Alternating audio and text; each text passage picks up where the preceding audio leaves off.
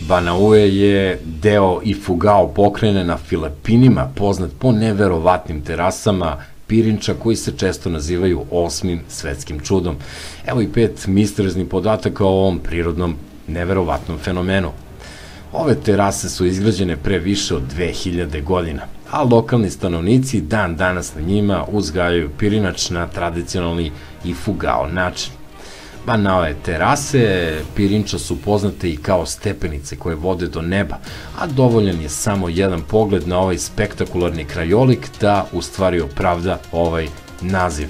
Terase su napravljene na brdima, čiji obronci imaju nagib i do neverovatnih 70%, a svaka pojedinačna terasa je široka maksimalno 2 metra.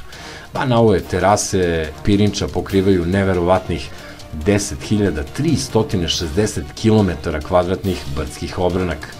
Banaue terase pirinča koje se protežu sve dokle oko može videti, kako kažu lokalci, uklesane su u šimovita brda i planine na visini od 1500 metara iznad nivoa mora. Navodnjavanje terasa se vrši identično kao što se to činilo i kada su napravljene bazenima i kanalima koji skupljaju kišnicu na vrhu brda.